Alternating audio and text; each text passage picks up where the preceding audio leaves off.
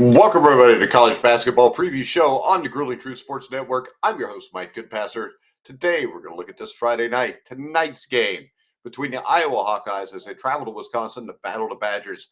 Right now, Wisconsin is favored by 5.5 points. If you want to bet the game, go to BetMGM, the top sportsbook for betting on college basketball. Click on the link in the description down below to get all kind of free bets, especially first-time signups. Make sure you check them out. All right, guys, tonight, Iowa, Wisconsin, Friday night Big Ten basketball. I almost said football. But with Iowa basketball, it's always been amusing that the current regimes of Iowa football and Iowa men's basketball are mirror images. On the gridiron, Iowa is known as offensively inept and defensively one of the best teams in the country. On the basketball court, Fran McCafferty's Iowa Hawkeyes are always one of the best offensive teams in the country, and they're always one of the worst defensive teams in the country. This is McCafferty's 15th season at the helm in Iowa, and he's helped 5 teams be a top 5 offense nationally. So a third of his teams finished in the top 5.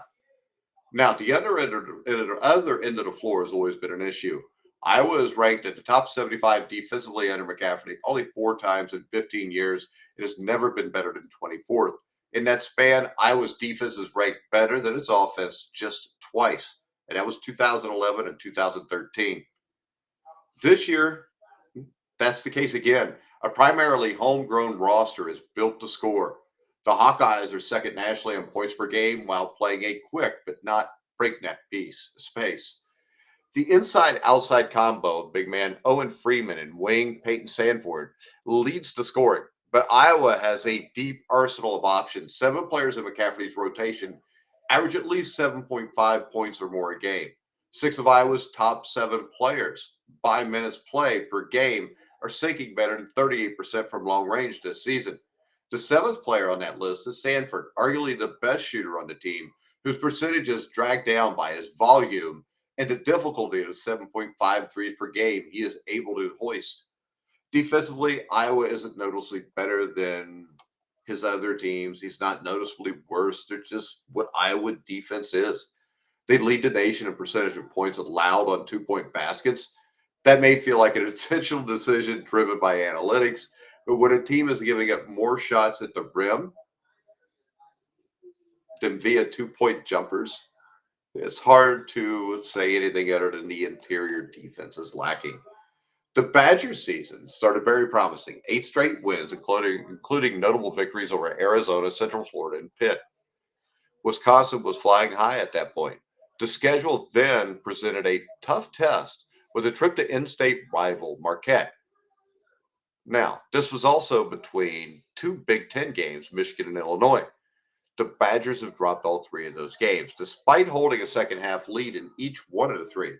None of those losses are cause for major concern. But the 3-game skid certainly affects the ceiling for this team looking towards March. The schedule will continue to test the Badgers with a stretch of 9 games against top 60 KenPom opponents.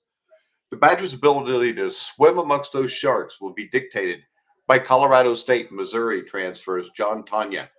He's been one of the most critical nabs from the portal this season, posting 19 points, 5 rebounds per game.